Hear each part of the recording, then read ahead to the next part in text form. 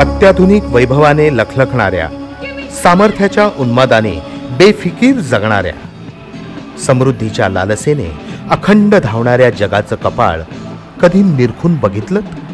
ते निष्कलंक नाही.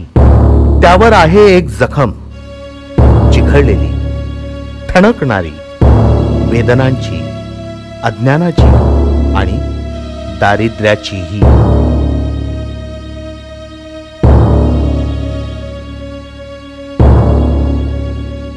देवाच्या दये वाचून, माणसांच्या माये वाचून जगण्यासाठी तडफडणाऱ्या मुक्या आक्रोशाने या जखमेचा ठणका वाढतोय. जीव तोडून धावण्याच्या शर्यतीत मागे राहून गेलेली, सुरगळून फेकून दिलेली ही अशी माणसं जगाच्या कुठल्या तरी कोपऱ्यात खबदारीत राहतात. त्यांची शिरगंटी नाही, माणूस म्हणून मोजदात नाही, जणू ती माणसंच नाहीत. घासभर अन्ना वाचून तडफडतात, घोटभर पाण्या वाचून तळमळतात. नाहीच जमलं जगणं तर मुकाट मरून जातात.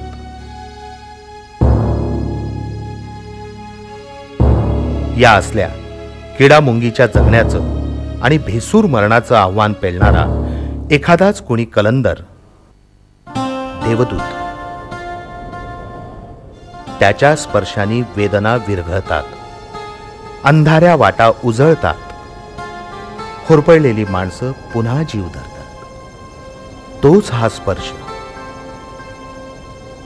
पावला पावलावर दबा धरून बसलेल्या मृत्यूशी झुंजणारा, मरणाच्या दारातल्या माणसांना जगवणारा, मृत्यूच्या गळ्याला जिगरी दोस्तीची मिठी घालणारा आणि जगण्याच्या बेभान खळाळत्या उत्सवात खोल बुडी मारून चिंब न्हाणारा कलंदर.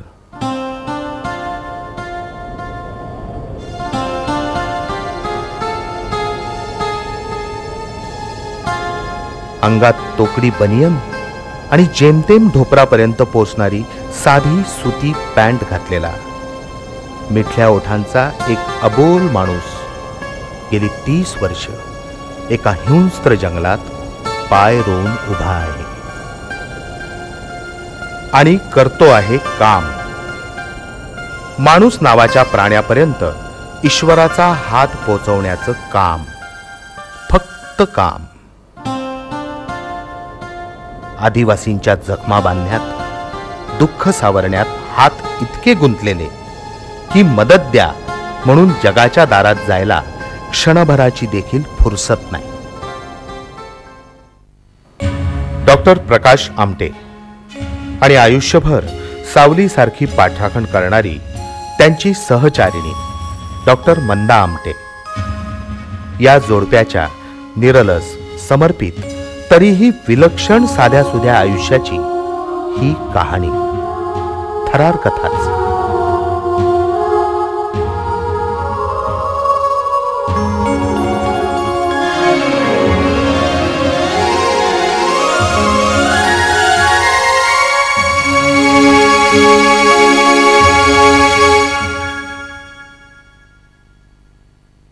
शृंखला पाय सुदे मी गतीचे गीत गाई, दुःख उदयास आता आसवांना वेळ नाही.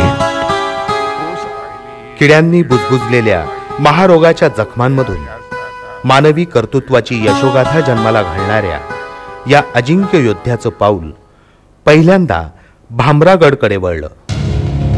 साल होतं 1970. महाराष्ट्र, मध्य प्रदेश आणि आंध्र प्रदेशाच्या सीमेवरचं किर्र जंगल, बाकीच्या जगापासून पूर्ण तुटलेलं.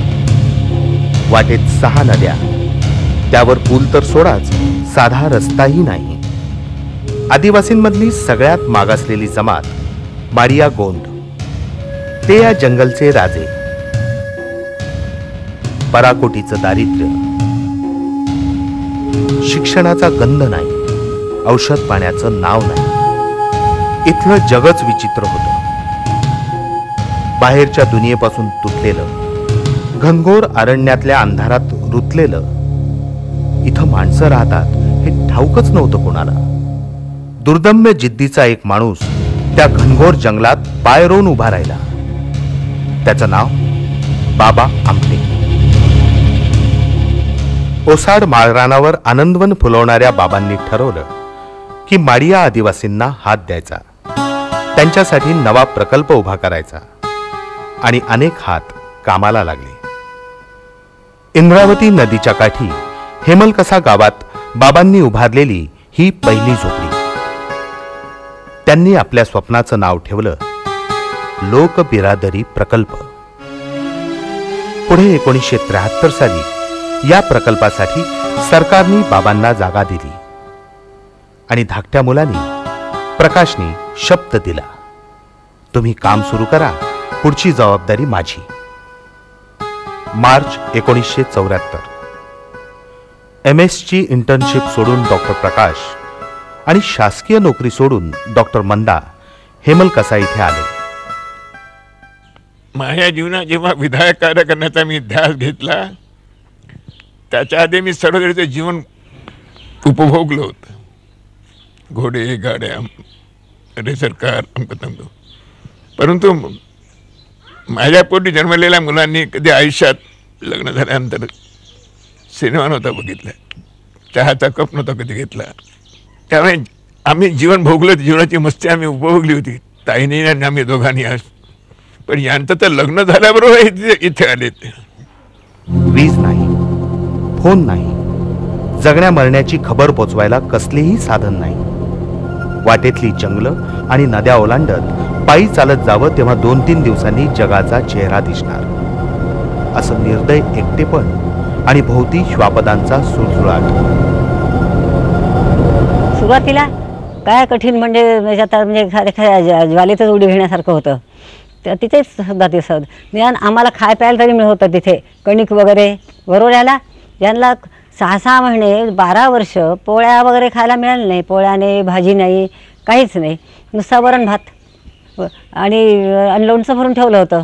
बाकी काही नाही, वरण भात लोणचं, पोळीचा तुकडा नाही कधी. तर प्रकाशने लहानपणी कधी भात खाल्लाच नव्हता. त्याला मी रागवते भात खात नाही म्हणून. त्याला भातच खावा लागला.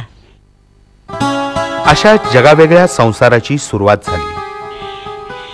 भामरागड भागामध्ये दुकान नसल्यामुळे सर्व रसद आम्हाला इथून पोचवावी लागायची. 9 महिने रस्ता बंद असायचा, त्यामुळे इथून रात्रंदिवस वाहतूक करून आणि लाकडी डोंग्यातून किंवा नदीचं पाणी जर ओसरलं पुराचं, तर तिथून आम्ही पायी जाऊन नदी क्रॉस करून त्या लोकांना आम्ही रसद पोचवायची. इतर गोष्टी त्यांना जे पुरवायच्या त्यात अन्नधान्य आणि औषधी या 2 गोष्टींची रसद आम्हाला सतत, कारण बांधकाम तर बंद पडायचं, त्यामुळे आम्ही बांधकामाची रसद आधीच पावसाळ्याच्या आधी आम्ही पोचवायचो. हा प्रवास अवघड होता, पण एकाकी नव्हता. कोण कुठले तरुण साहस म्हणून हेमलकसा इथे आले आणि त्यांनी आपलं आयुष्यच या प्रकल्पासाठी दिलं. बाबांची मुलगी रेणुका, विलास मनोहर, दादा पांचाळ, जगन मचकले, गोपाळ फडणीस, मनोहर यंपलवार, बबन पांचाळ, मुकुंद दीक्षित, किती नावं घ्यावीत.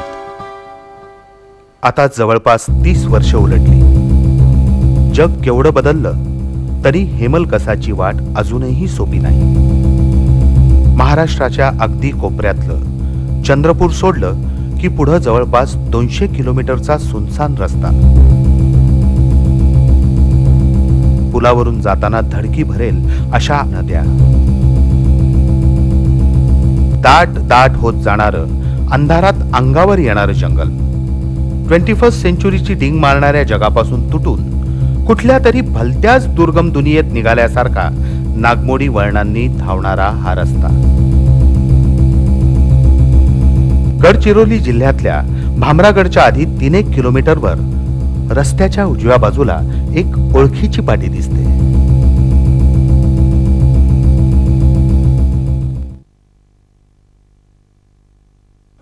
लोकबिरादरीच्या अंगणातले हे पडाव, वेदनांचे, दुःखाचे.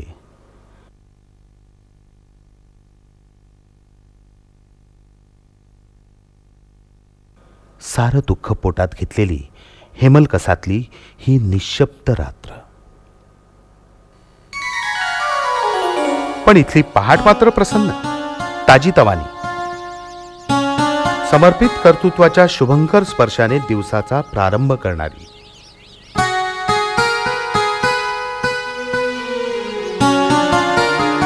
जंगलाच्या पोटात घुसणाऱ्या या पायवाटा सरावानी ओलांडत प्रकाशभाऊ आणि मंदाताईंचा दिवस सुरू होतो.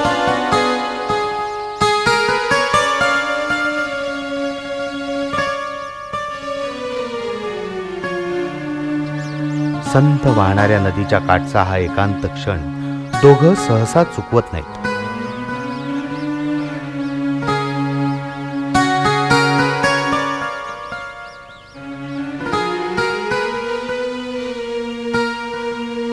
दोन मनं अशी एकजीव की आता संवादासाठी शब्दांचीही गरज उरलेली नाही. आपण जिज्ञासेने काही विचारलं तर परतीच्या प्रवासात थोडं मागे जाता येतं. म्हणजे 25 वर्षांपूर्वीच्या त्या काळात. सुरुवातीला जेव्हा आम्ही प्रकल्प सुरू केला इथे 1973 साली, तेव्हा आदिवासींच्या आरोग्याच्या समस्यांची कल्पना नव्हती. पण एकंदरीत जसं गावागावात आम्ही फिरायला लागलो आणि जेव्हा लोक यायला लागली दवाखान्यामध्ये, तेव्हा आरोग्याच्या समस्या किती भीषण आहेत हे कळायला लागलं. तर प्रत्यक्ष त्यांची परिस्थिती जेव्हा बघितली की हा कुपोषण हा मुख्य मुद्दा होता. बहुतेक सगळे आदिवासी हे अंडर नरिष्ट होते, म्हणजे त्यांना 2 वेळा पुरेसं खायला मिळत नव्हतं. मग इतकं कुपोषण असल्यामुळे मग साथीचे रोग इथे होते, मलेरिया भरपूर होता. या भागातल्या प्रत्येक माणसाला मलेरिया व्हायचा. मूल जन्माला आल्यापासून त्याला ताप, डास चावायचे आणि त्यामुळे मलेरिया व्हायचा. आणि अंगावर कपडे नव्हते, त्यामुळे थंडीच्या दिवसामध्ये, हिवाळ्यामध्ये जेव्हा टेम्परेचर 5 डिग्रीपर्यंत उतरतं तेव्हा ते शेकोटीला कुशीत घेऊन झोपायचे आणि मग जळल्याच्या केसेस खूप यायच्या. अगदी लहान मूल, 2 महिन्याचं मूल ज्याचे पाय पूर्ण जळलेले मी बघितले आहेत. तर अशा अनेक केसेस आम्ही बघितल्या की ज्याच्यामध्ये मुलं आणि बायका थंडीच्या पासून संरक्षण होण्यासाठी म्हणून शेकोटीपाशी झोपलेत आणि जळून मेलेत. आणि हा जंगलाचा एरिया होता, सर्वजण खाली झोपतात, तर साप चावण्याच्या घटनाही खूप होतात. मग ताप आहे, डायरिया आहे, खोकला आहे. ॲडिशनल या भागामध्ये सिकल सेल ॲनिमिया खूप होता. त्या आदिवासींच्या अनुवंशिक रोग आहे हा आदिवासींचा. त्या अनेक सगळे प्रॉब्लेम असल्यामुळे आणि त्यात आधुनिक उपचारांची यांना जाणीव नव्हती. यांच्यासाठी कोणी अधिक दवाखाने नव्हते, कोणी या भागात काम केलं नव्हतं. त्यामुळे यांच्या सगळ्या अंधश्रद्धा होत्या. अंधश्रद्धा म्हणण्यापेक्षा श्रद्धा होत्या त्यांच्या. त्याला अंधश्रद्धा आपण म्हणायला लागलो. की त्या प्रत्येक गावामध्ये एक पुजारी असायचा किंवा भगत ज्याला म्हणतो आपण, की काही जर आजार आला तर तो माणूस आजाराला घेऊन त्या भगताकडे जायचा. तो जो जगला त्याचं क्रेडिट त्या भगताला मिळायचं, मेला तर देवाची अवकृपा झाली.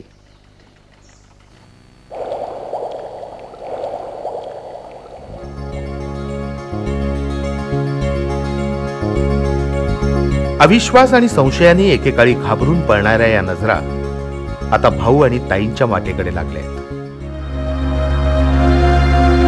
सकाळी 9च्या आत मंदाताई ओपीडी सुरू करतात.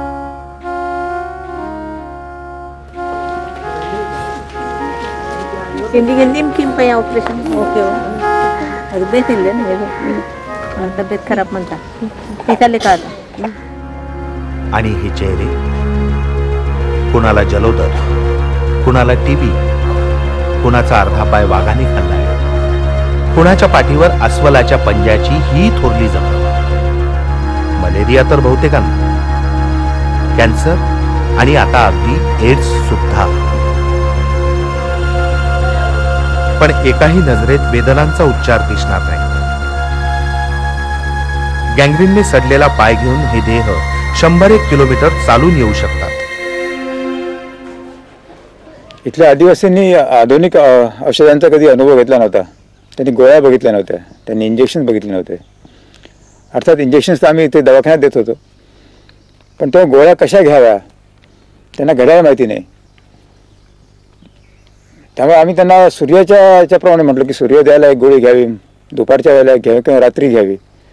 पण तरीसुद्धा इतकी भाषा एक तर बरोबर नव्हती आमची, आणि त्यांनाही माझा अनुभव नसल्यामुळे काही वेळा त्यांनी 3 दिवसाचा डोस एका दिवसात खाल्लेला होता. तर तो एक आम्हाला प्रॉब्लेम यायचा. मग त्याच्या लोकांना चक्कर यायची किंवा वॉमिटिंग व्हायच्या, मग घाईघाईने इमर्जन्सीत ते यायचे. मग नंतर लोक जेव्हा लांबून यायला लागली, लांबून म्हणजे किती लांबून की 200-200 किलोमीटरहून लोक यायला लागली, तेव्हा तर मग तो आणखीनच प्रॉब्लेम आला. त्याच्यासाठी आम्ही विचार केला की लोकांना काही दिवस इथे ठेवावं आणि इथे त्यांना गोळ्याची त्यांना सवय करावी, आणि मग त्यांना समजावून सांगावं की या गोळ्या कशा घ्यायला पाहिजे, परत परत तुम्हाला येणं होत नाही तुमचं. पण तरीसुद्धा एक मोठं रिस्क होतं की त्यांनी सगळ्या गोळ्या एकदम घेऊन टाकल्या, त्याच्या जीवाला धोका झाला असता. मैलोन मैल अनवाणी हिंडणं हेच ज्यांचं नशीब, त्यांच्या रक्ताळलेल्या जखमा कशा बांधणार? जिवंत सापांचे तुकडे, भाजलेले उंदीर, मिठात कालवलेली लाल मुंग्यांची चटणी हेही संपलं की डॉक्टरांनी दिलेल्या पांढऱ्या गोळ्यांचे बकाणे भरणाऱ्या आणि पातळ औषधाची बाटली तोंडाला लावून घटाघटा पिणाऱ्या आदिवासींना औषध कसं देणार?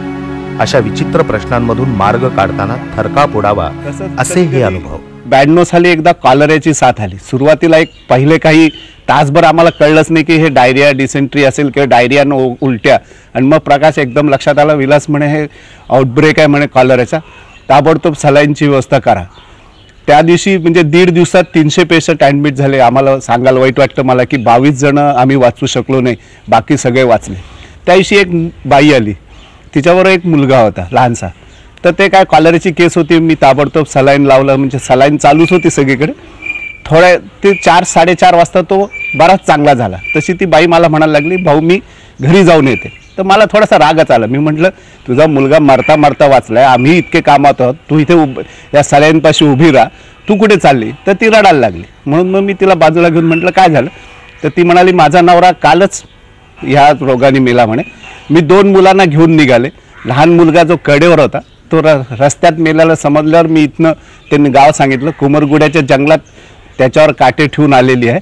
आता हा मुलगा वाचतोय तर मी त्याचं दफन करून परत येते. पण आता माडियांचे दिवस पालटलेत. हेमलकसा भोवतालच्या किमान 1000 गावांमधला एकही माणूस आज औषध पाण्या वाचून मरत नाही. कारण हे अखंड काम, रात्री बेरात्री, सकाळी दुपारी, दवाखान्यात, अंगणात, अगदी घराच्या पायरीवर सुद्धा हे असं दृश्य दिसतं. दुपार उलटली तरी ओपीडी मधली रांग संपत नाही.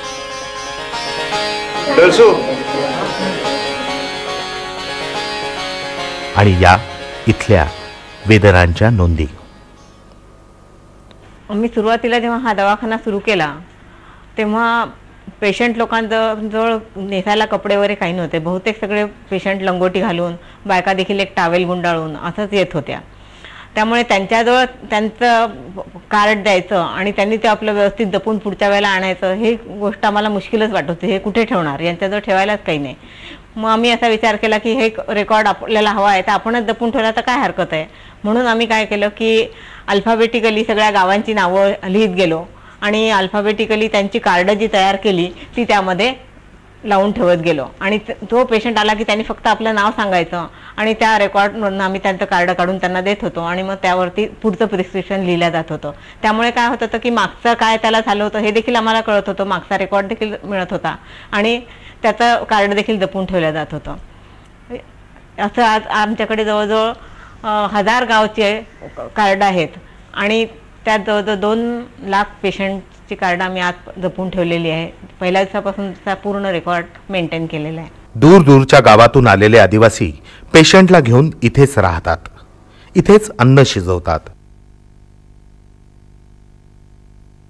आणि कामही इथेच करतात. ही पिशीबाई, कुयर गावातली. पायावर फुटलेला हा कॅन्सर, तो कापून काढणंच श्रेयस्कर.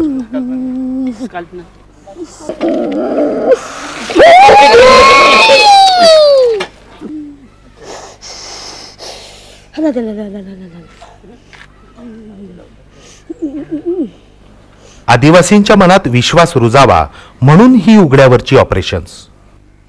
शहरात जायला वाहन नाही, डॉक्टरला द्यायला फुटका पैसा नाही, म्हणून हातासरशी हे ऑपरेशन. आत्तापुरत्या वेदना संपतील, पण पुढे पुढल्या सर्जरी कॅम्पमध्ये पाय काढून टाकावा लागेल.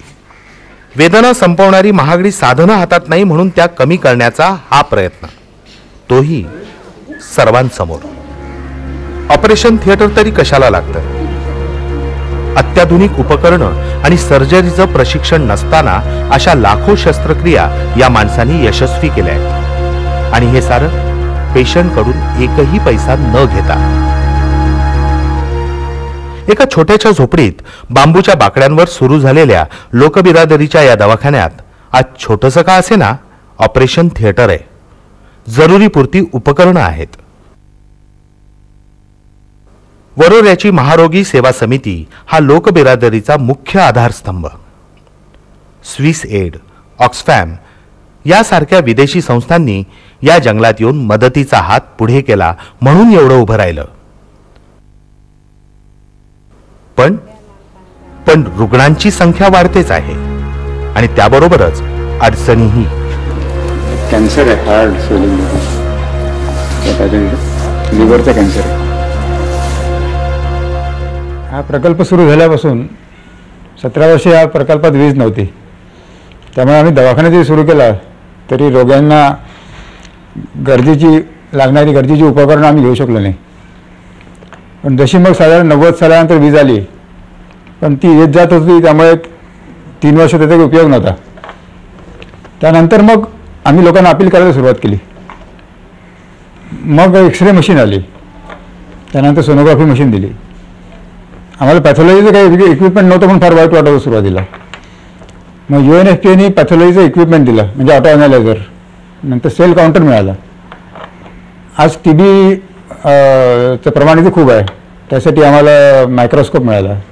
TBसाठी छोटीशी लॅब पण आहे इथे.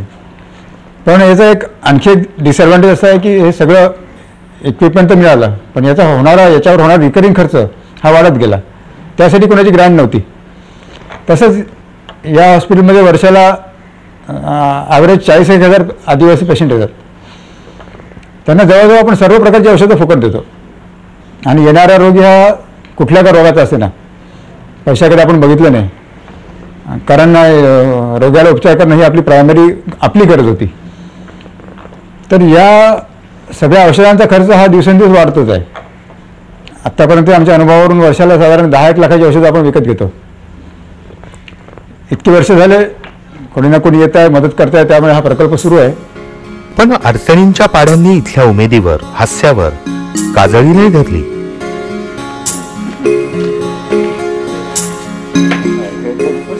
आईच्या पोटातले जीवघेणे अडथळे पार करून सुखरूप जन्माला आलेलं हे असं हास्य जगातल्या कुठल्या डॉक्टरला फी म्हणून मिळत असेल?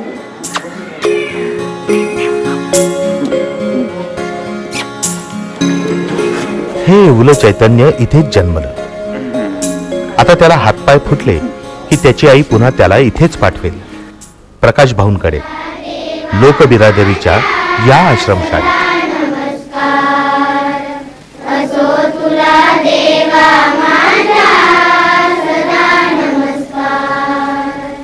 4-4 दिवस पायी चालून डोंगर दऱ्या ओलांडल्याशिवाय पोचताच येणार नाही अशा कडेकपारीतल्या पाड्यांमधली ही मुलं. त्यांच्या आईवडिलांनी दूध पित्या वयातच त्यांना लोकबिरादरीच्या शाळेत आणून पोचवलंय, यावर विश्वास बसतो.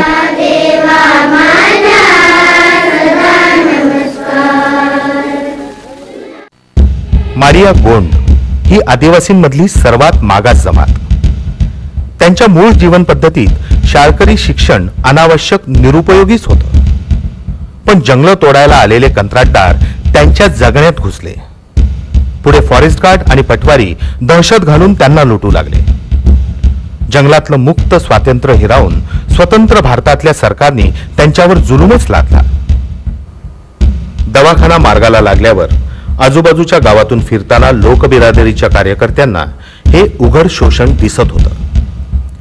1 किलो डिंकाच्या बदल्यात किलोभर मीठ देणाऱ्या, 2.5 रुपयांच्या बांगड्यांचं आमिष दाखवून मारियांच्या तरण्या ताठ्या मुलींवर हात टाकणाऱ्या नव्या शहरी संस्कृतीशी मुकाबला करायचा तर मारिया मुलांनी शिकलंच पाहिजे ठरलं. आणि 1976 साली लोकबिरादरीची शाळा सुरू झाली. पहिला वर्ग भरला झाडाखाली. आदिवासींचं अज्ञान दूर करावं या उद्देशाने इथे आम्ही शाळा सुरू करण्याचा निर्णय घेतला. या भागात तेव्हा भामरागडला 7वीपर्यंत एक जिल्हा परिषदची शाळा आणि खेड्यापाड्यामध्ये एक शिक्षकी शाळा अशा काही होत्या, परंतु एकही मुलगा या भागातला मॅट्रिक झालेला नव्हता. तर आणि अज्ञानामुळे आदिवासींची पिळवणूक बरीच व्हायची. त्यामुळे असा आम्ही निर्णय घेतला की आता 76ला जुलैपासून शाळा सुरू करावी. मग शाळा सुरू करण्याचा इंग्रजीची प्राध्यापकी सोडून आलेल्या गोपाळ फडणीसांनी मुकुंद दीक्षितांच्या बरोबर शाळेची जबाबदारी उचलली. संघर्षाला सुरुवात झाली ती मुलं जमवण्यापासून. वस्ती वस्तीत फिरून हातापाया पडून एक एक मूल मागून आणलं. त्यांना खर्जेपासून आव हागवणीपर्यंत हजार रोग. भाषा समजत नाही, पुस्तक पाहिलेलं नाही, शाळेत मन कसं रमावं. रानावनातली मोकळी हवा सोडून एका जागी बसायला वैतागणारी पोरं पळून जात. तर मग आम्ही त्यांना खूप पटवून सांगितलं की बाबा शिक्षणाचं महत्त्व पटवलं आणि त्यांना असं करून प्रत्येक गावातनं कमीत कमी 2-2 मुलं असे 10-15 गावातले 25 मुलं आम्ही गोळा केले.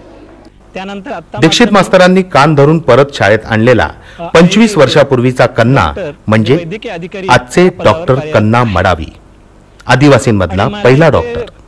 पहिल्यांदा जेव्हा आलो तेव्हा असं वाटायचं की कोंडल्यासारखं वाटायचं, म्हणून एकदा 2दा 3दा असं पडून जायचो. दीक्षित गुरुजी म्हणून होते, ते मला घ्यायला यायचे.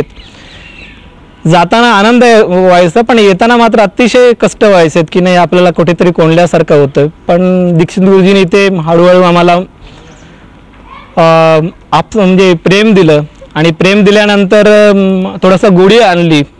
म्हणजे आमचे 4 भिंतीचे रूम्स नव्हते, आम्ही मोकळेच शिकायचो. आमचं त्यावेळेला असं एखाद्या झाडाखाली नदीचं काठाला असं आमचं शिक्षण व्हायचं. या सगळ्या प्रक्रियेतून मी आज डॉक्टर झालो. डॉक्टर कन्नाच्या मागोमाग आणखी एक यशोगाथा या शाळेने लिहिली, डॉक्टर पांडुरंग पुंगाटी.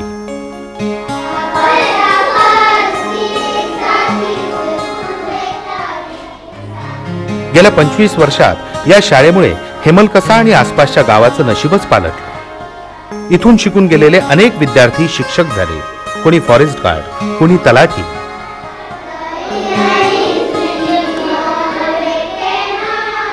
मी 1993 मध्ये लोकबिरादर आश्रम शाळा इथे या ठिकाणी शिक्षक म्हणून मला कार्यरत इथे रुजू केले. तेव्हापासून मला माझ्या विद्यार्थ्यांना मी शिकवत असताना मोठं म्हणजे अभिमानाने मी शिकवतो की कोणतेही पाहुणे आले तरी अभिमानाने सांगतो की मी इथेच शिक्षण घेऊन मी इथेच शिक्षक आहो. जेव्हा सुरुवातीला म्हणजे शिक्षणाची म्हणजे काही गंधच नव्हती, जेव्हा प्रकाश भाऊने इथे जेव्हा येऊन म्हणजे जेव्हा झाडाखाली वगैरे आम्ही पिरियड घेत होते आमचे पहिला वर्ग 2रा वर्ग, तरी आज एवढा बिल्डिंग दिसत आहेत आणि प्रकाश भाऊने होते म्हणून आम्हाला प्रगती केली आणि शिक्षणाविषयी म्हणजे आवड निर्माण करून आम्हाला समोरच्या पिढी म्हणजे सुशिक्षित करण्यासाठी म्हणजे मार्गदर्शन केले आणि त्या उद्देशाने आज मी शिक्षक म्हणून आता लागलेला आहे आणि त्याबद्दल मी त्यांचा आभारी आहे. ते एवढं मोठं बिल्डिंग दिसते, हॉस्टेल दिसते आणि आमचे आदिवासी मुलं या ठिकाणी येऊन शिकतात. हे उपकार फक्त म्हणजे कुणाचे आहेत तर प्रकाश भाऊंचे.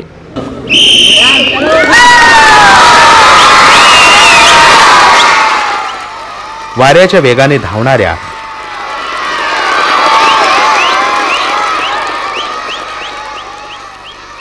जीव खाऊन अचूक भाला फेकणाऱ्या या निसर्गाच्या लेकरांना क्रीडांगणावरही कोणी हरवू शकेल?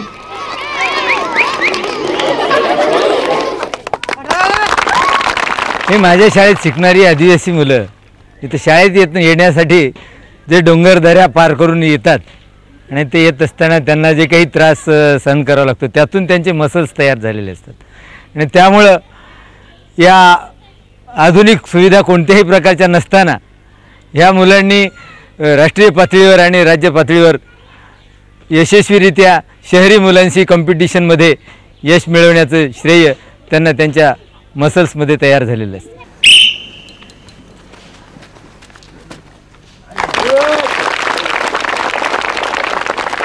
लक्ष्मी चैतू ओक्सा पिंकी पुसू परसा दिल्ली करपा पुंगाटी. एकेकाळी बाहेरच्या माणसांशी नुसतं बोलायला घाबरणाऱ्या या माडिया मुली आता नव्या जगात पाऊल टाकायची तयारी करतायत.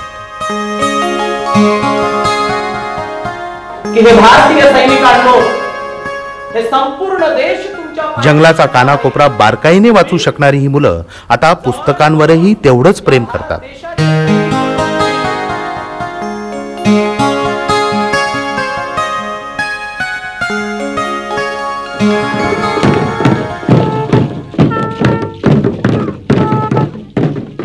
एरवी केवळ शिकारीवर जगणाऱ्या या माडियाला ना नांगरणं ठाऊक होतं ना मशागत. पाऊस पडला की जमिनीवर बी उधळायचं, येईल ते पीक. हेमलकशाला पहिली शेती केली ती लोकबिरादरीने. नुसते भाजलेले उंदीर आणि लाल मुंग्यांची चटणी खाऊन जगणाऱ्या माडियांना लोकबिरादरीच्या कार्यकर्त्यांनी आयुष्यात पहिल्यांदा भाजी भाकरी खाऊ घातली आणि मग घरोघर फिरून पेरणीसाठी बी वाटलं. प्रकाश भाऊंनी स्वतः गावोगाव जाऊन माडियांचे हातपंप दुरुस्त करून दिले. आज सर्वत्र अशी भरघोस पिकं डोलताना दिसतात.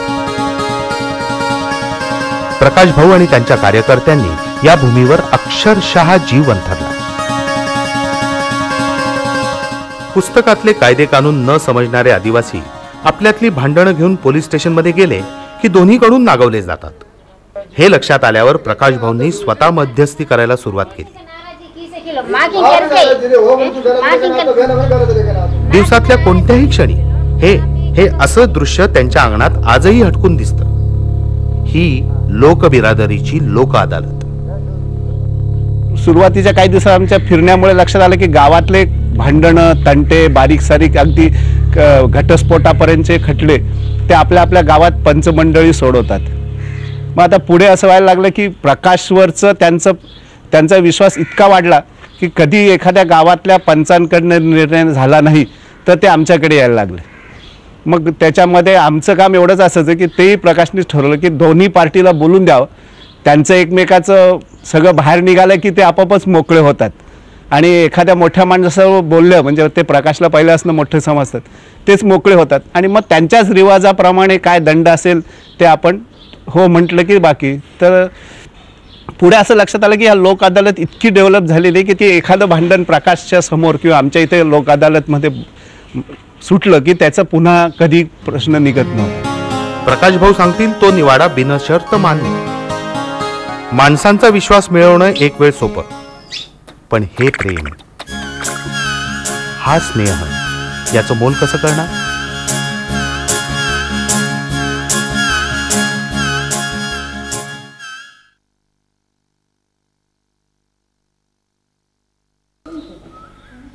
हे सारे प्रकाश भाऊंचे सगळे सोयरे. त्यांची कुळकथा अक्षरशः थक्क करून टाकणारी आहे.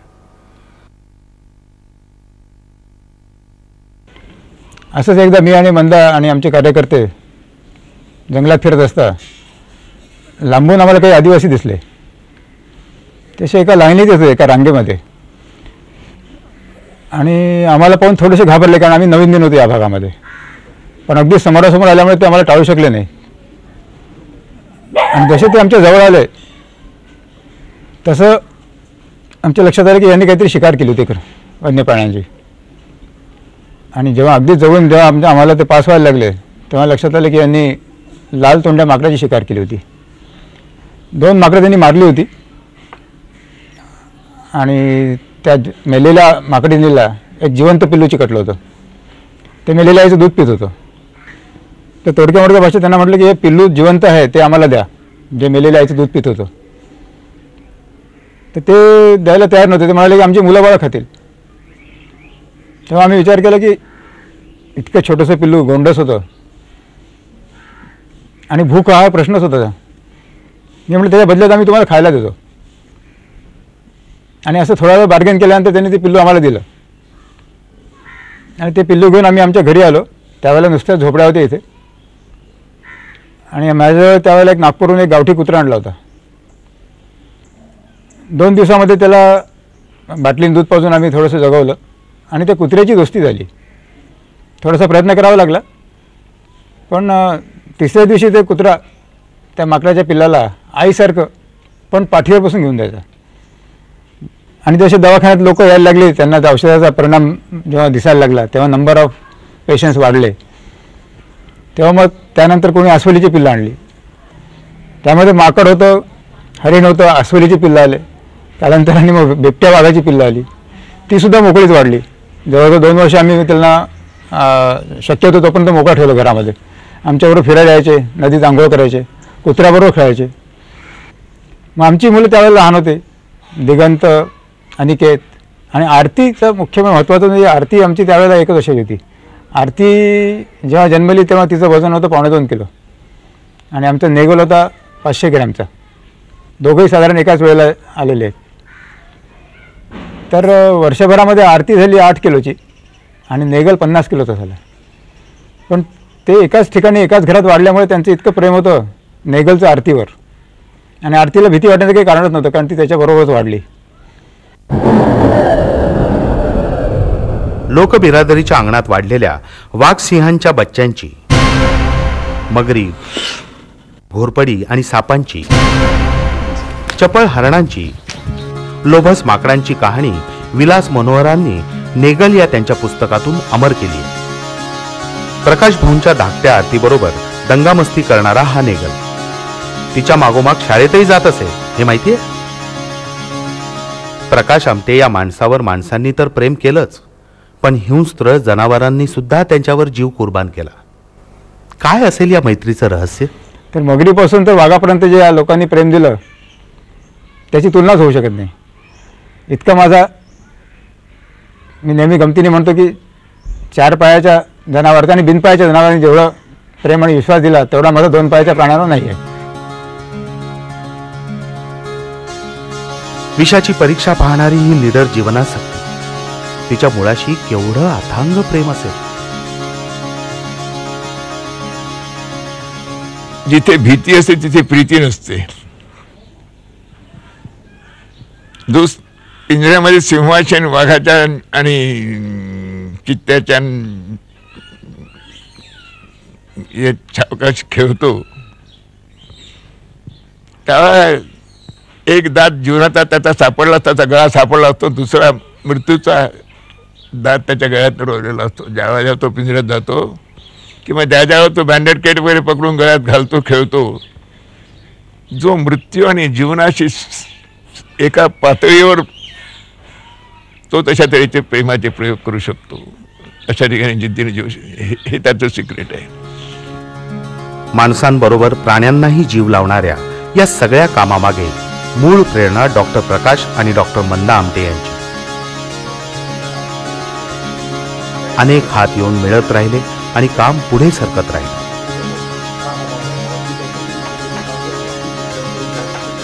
आम्ही आज जवळजवळ 25 वर्ष एकत्र काम करत आहोत. आम्ही प्रत्येकजण बाबांच्याबद्दल ऐकून किंवा बाबांच्याकडे जाऊन काम करायचं या प्रेरणेने आलो, पण त्यावेळेला हा भाग इतर भागापेक्षा बराच वेळ कट ऑफ असायचा, म्हणजे इथे साधन सामुग्री येण्याचं काही नसायचं. त्यामुळे आम्ही इथेच राहून गेलो. फक्त काही आता गेल्या या 30 वर्षाच्या कष्टाने म्हणा किंवा श्रमाने म्हणा आम्ही थोडेसे थकलेलो आहोत. आम्ही कुठल्या तरी नवीन पिढीची वाट बघतो. माझाही मुलगा येईल, प्रकाशचा मुलगा दिगंत आता आलेलाच आहे, तर पुढे हे चालवायचं कसं, हाच आमचा विचार कायम चालू असतो. आम्ही मागे काय झालं ह्याच्याकडे फारसं लक्ष देत नाही.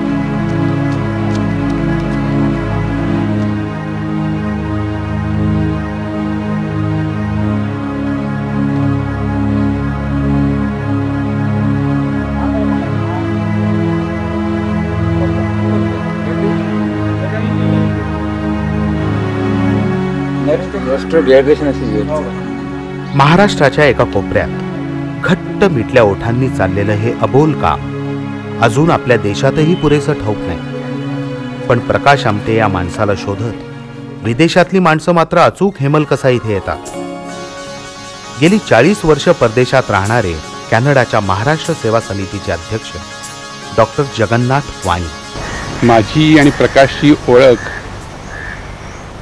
झाली ती खरी नेगलमुळे.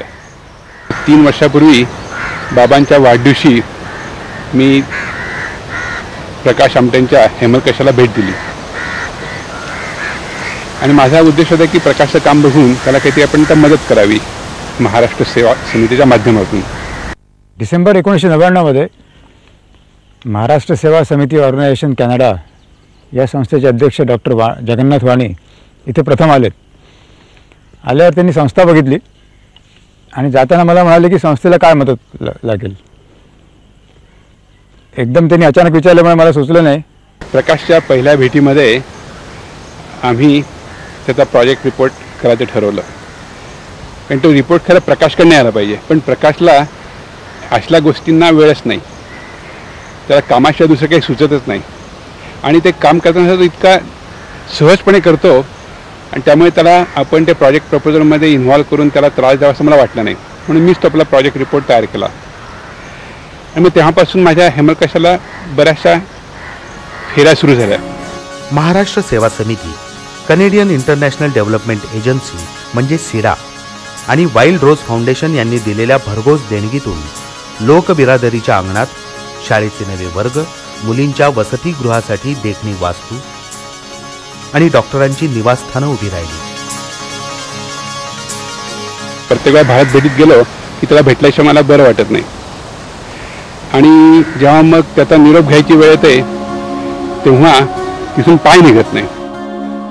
दुपारची ऊन उतरली म्हणजे आता संध्याकाळची ओपीडी.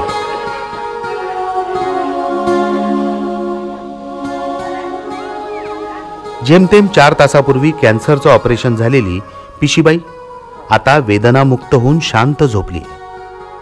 काही महिन्यापूर्वी टीबी होऊन मरणाच्या दाराशी पोचलेला हा दलसू त्याच्या बापाबरोबर भाऊंना भेटायला आलाय. हा तोच स्पर्श, त्याच समर्पणाचा, तसाच जिद्दी, पण पुढल्या पिढीचा. प्रकाश भाऊ आणि मंदाताईंचा मुलगा डॉक्टर दिगंत आता आपल्या कर्मभूमीत परत आला आहे. लहानपणापासूनच असे बरेचसे पेशंट मी बघत होतो, आईबाबांना ट्रीट करतानाही बघत होतो.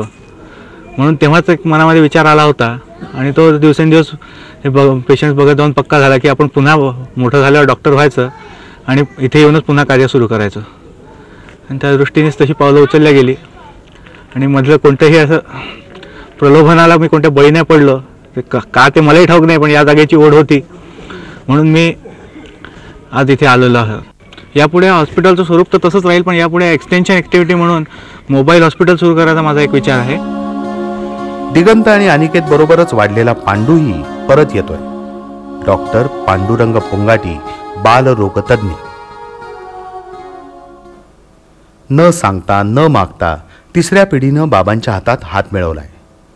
2 पिढ्यांच्या संघर्षशील समर्पणाला या तरुण स्वप्नांची जोड मिळाली.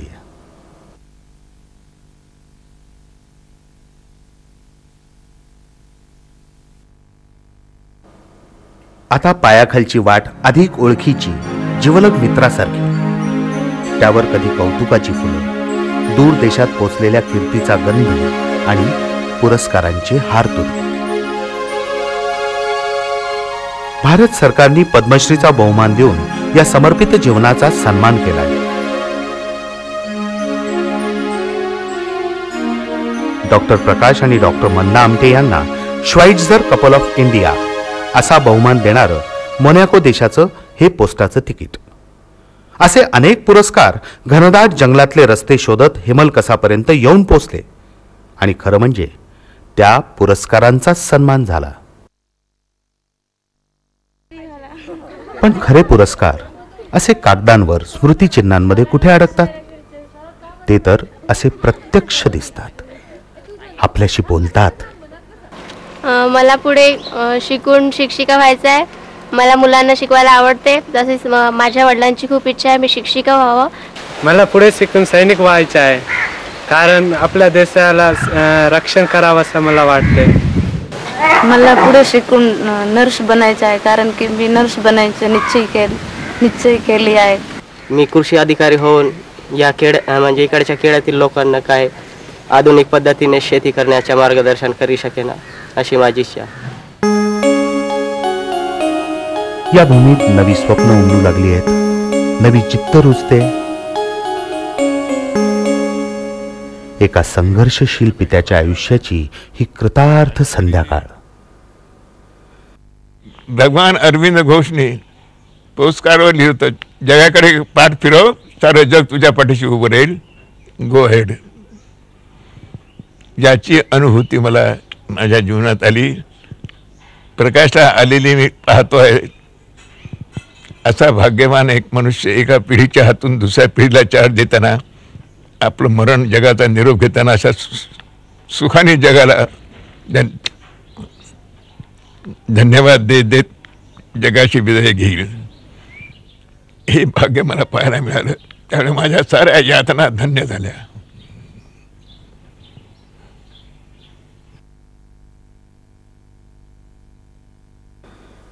मंजिल ठरवली होती त्याहून पुष्कळ पुढचा टप्पा गाठला गेला, तरीही थांबायला वेळ नाही. किती वेदना सोसल्या, किती कष्ट काढले, किती संकट पार केली, कशालाच सीमा नाही. तरीही आयुष्यभराचे हे मैत्र एकमेकाच्या संगतीने आपल्या कामात मशगूल आहेत. अरण्यातल्या प्रकाशवाटा आता उजळल्या आहेत.